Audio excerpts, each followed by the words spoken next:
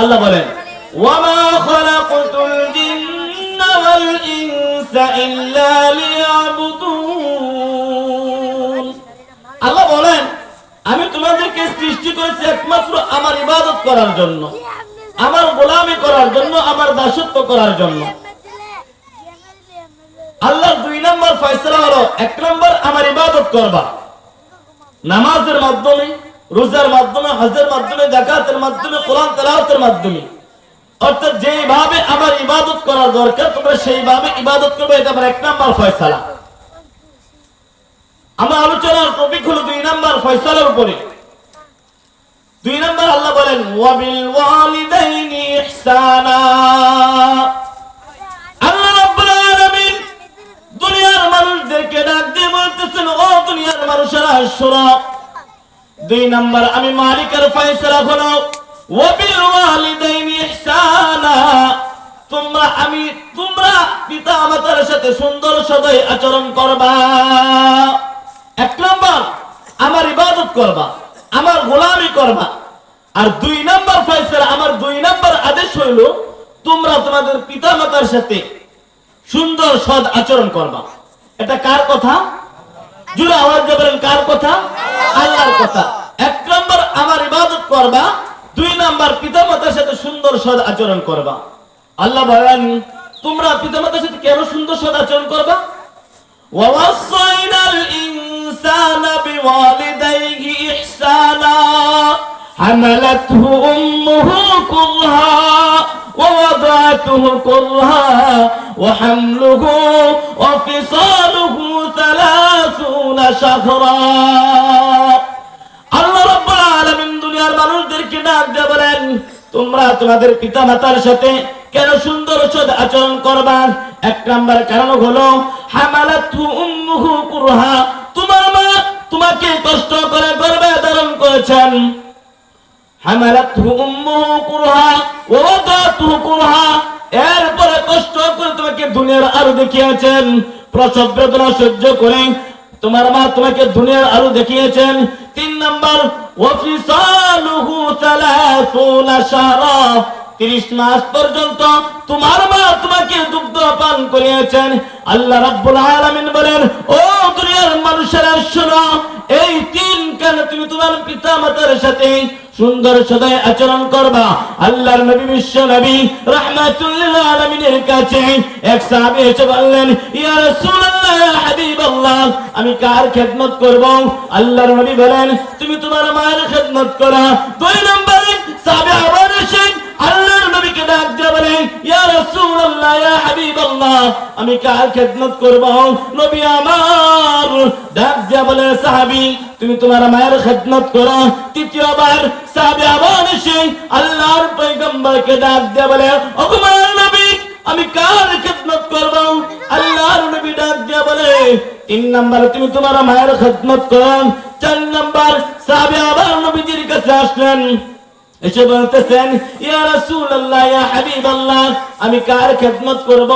আল্লাহর নবী বলেন 4বার তুমি তোমার বাবার খেদমত করো। ও দুনিয়ার মুসলমান ভাইরা আমার, আল্লাহর নবী 3বার বলেছেন মায়ের কথা, 1বার বলেছেন বাবার কথা। কারণ কি? আল্লাহর নবী বলেন ও দুনিয়ার মানুষেরা শোনো, মা তোমার জন্য 3টি বড় বড় কষ্ট করে আর বাবা তোমার জন্য 1বার কষ্ট করে।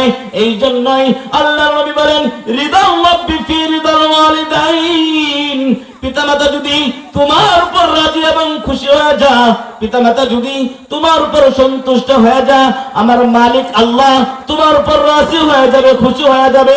ও দুনিয়ার মানুষেরা, আল্লাহর নবী বলেন পিতামাতা যদি তোমার উপর অসন্তুষ্ট হয়ে যায়, তোমার উপর বেজার হয়ে যায়, আমার মহান মালিক আল্লাহ তোমার উপর বেজার হয়ে যাবে।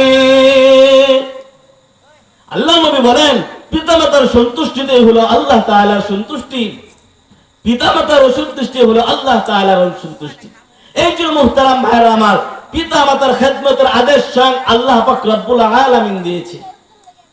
পিতামাতার খেদমত করলে দুনিয়াতেও যেমন লাভবান হওয়া যায়, আখিরাতেও লাভবান হওয়া যায়। দুনিয়ার ভিতরে আপনার যেরকম বরকত হবে, আখিরাতে মুক্তির পথ হবে। পিতামাতাকে যদি আপনি কষ্ট দেন, পিতামাতা যদি আপনার উপর বেজার হয়ে যায়, নারাজ হয়ে যায়, তাহলে আপনার দুনিয়া আখিরাত উভয়টাই বরবাদ হয়ে যাবে। আল্লাহর নবী বিশ্ব নবী রাহমাতুল লিল আলামিন এই জন্যই দুনিয়ার মানুষদেরকে ডাক দেবেন, আমার উম্মতেরা তোমরা সদা সর্বদা পিতা মাতার সাথে সুন্দর সৎ আচরণ করবা। কোন সন্তান যদি পিতা মাতার সাথে খারাপ আচরণ করে, পিতা মাতার সাথে দুর্ব্যবহার করে, আল্লাহর নবী বলেন ওই সন্তানের উপর মহান মালিক আল্লাহ বেজার হয়ে যা। ও দুনিয়ার মানুষেরা, মহান মালিক আল্লাহ যদি আমার আপনার উপর বেজার হয়ে যা, দুনিয়ার ভিতরে যেমন শাস্তি আছে, আপনার কোন দোয়া কবুল হবে না, আপনার কোন আমল কবুল হবে না, মৃত্যুর সময় কালিমা নসিব হবে না। আল্লাহর নবীর সাহাবী হযরত আলকামা রাদিয়াল্লাহু তাআলা আনহু মৃত্যুর শয্যায় শহীদ, এমত অবস্থায় বিশ্ব নবীর সাহাবী আলকামার জবান দিয়ে কালিমা বের হয় না। আলকামার স্ত্রী দৌড়াইয়া গেলেন নবীজির কাছে, ইয়া রাসূলুল্লাহ, ইয়া হাবিবাল্লাহ, নবী গো আপনার সাহাবী আলকামা মৃত্যুর শয্যায় শহীদ, কিন্তু জবান দিয়ে কালিমা বের হচ্ছে না। আল্লাহর নবী হযরত বেলাল রাদিয়াল্লাহু তাআলা আনহু সাহাবায়ে কেরামদেরকে বললেন, যাও আলকামাকে কালিমার তালকিন করো। ও মুসলমান বন্ধু, সাহাবায়ে কেরাম আলকামাকে কালিমার তালকিন করে, না না না, আলকামা কালিমা বলতে পারে না। সাহাবায়ে কেরাম নবীজির কাছে চলে আসলেন, ডাক দিয়া বলে, ইয়া রাসূলুল্লাহ, ইয়া হাবিবাল্লাহ, আপনার আলকামা কালিমা বলতে পারে না। আল্লাহর নবী ডাক দিয়া বললেন, ও আমার সাহাবীরা, দেখো আলকামার মা বাবা বেঁচে আছে নাকি? সাহাবায়ে কেরাম বলেন, ও মায়ার নবী, আলকামার বাবা দুনিয়ায় বেঁচে নাই, কিন্তু আলকামার মা দুনিয়ার ভিতরে বেঁচে আছে। আল্লাহর নবী বিশ্ব নবী রাহমাতুল লিল আলামিন সাহাবীদেরকে বলতেছে, যাও আলকামার মা যদি আসার মতো হয় আলকামার মাকে আসতে বলো, নয়তো আমি আলকামার মায়ের কাছে যাব। আলকামার মা যখন ঘর থেকে বের হয়ে আসলেন, আল্লাহর নবী আলকামার মাকে ডাক দিয়ে বলো, আলকামার মা, তোমার সন্তান কেমন মানুষ ছিল? আলকামার মা ডাক দিয়ে বলো, ওগো মায়ের নবী, আমার আলকামা ভালো মানুষ ছিল, 5 ওয়াক্ত নামাজ পড়তো, আপনার কোরআন তেলাওয়াত শুনতো, আপনার সাহাবী ছিল, উত্তম আখলাক ওয়ালা মানুষ ছিল। ওগো মায়ের নবী, মিথ্যা বলবো না, আপনার আলকামা একজন ভালো মানুষ ছিল। এমন মুহূর্তে আল্লাহর নবীর বুঝতে বাকি রইল না। আল্লাহর নবী এবার আলকামার মাকে ডাক দিয়ে বলে, ও আলকামার মা, এবার বলো তো দেখি তোমার আলকামার সাথে কেমন আচরণ করতো আলকামা? মা এবার চোখের পানি ছাড়িয়া ডাক দিয়ে বলে, ও মায়ের নবী, আমার সাথে আলকামা তেমন ভালো ব্যবহার করতো না, আমার সাথে আলকামা তেমন সুন্দর আচরণ করতো না, সর্বদা খারাপ আচরণ করতো। এই কথা বলার পর আল্লাহর নবী ডাক দিয়ে বলে, তুমি যদি তোমার আলকামাকে ক্ষমা না করো, তাহলে হয়তোবা মহান মালিক আল্লাহ আলকামাকে ক্ষমা করবে না। এমন মুহূর্তে আল্লাহর নবী এই কথা বলার পর আলকামার মা চোখ দিয়ে পানিগুলি ছেড়ে দিয়ে ডাক দিয়ে বলে, ওগো মায়ের নবী, আলকামা আমার বড় সন্তান ছিল, আলকামা আমার কথা কখনোই শুনতো না, আমার সাথে দূর আচরণ করতো।